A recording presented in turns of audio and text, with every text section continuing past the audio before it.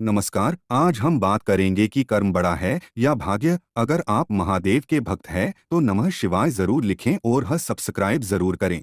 हम सभी ने यह प्रश्न कभी न कभी अवश्य सुना या सोचा होगा, क्या हमारा जीवन पहले से लिखा हुआ है, जिसे हम भाग्य कहते हैं, या फिर हम अपने कर्मों से अपना भविष्य गढ़ते हैं?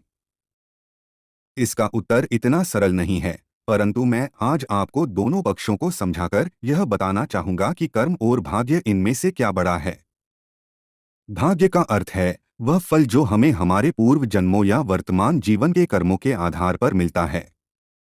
बहुत लोग मानते हैं कि जो होना है वो होकर रहेगा। यह विचार व्यक्ति को निष्क्रिय बना सकता है। लेकिन भाग्य सिर्फ एक संभावना है, एक दिशा है। वो नियति नहीं जिसे हम बदल नहीं सकते। कर्म क्या है? भगवद गीता में भगवान श्री कृष्ण ने स्पष्ट रूप से कहा है, कर्मण्येवाधिकारस्ते मा फलेषु कदाचन, अर्थात तुम्हारा अधिकार केवल कर्म करने में है, फल पर नहीं। कर्म वह शक्ति है जो एक साधारण व्यक्ति को असाधारण बना सकती है। डॉक्टर एपीजे अब्दुल कलाम, महात्मा गांधी, स्वामी विवेकानंद, इनका जीवन हमें बताता है कि कर्म ही उनके भाग्य को बना गया। कर्म और भाग्य का संबंध। भाग्य पूर्व कर्मों का परिणाम हो सकता है, लेकिन वर्तमान कर्म ही भविष्य का भाग्य बनाते हैं।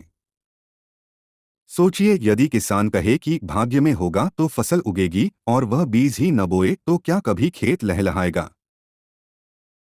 अब मैं आपको बताता हूं कि हमें कर्म को ही क्यों चुनना चाहिए। कर्म हमें सक्रिय बनाता है। यह आत्मविश्वास बढ़ाता है। कर्म से ही भाग्य बदल सकता है। यह जीवन को उद्देश्य देता है।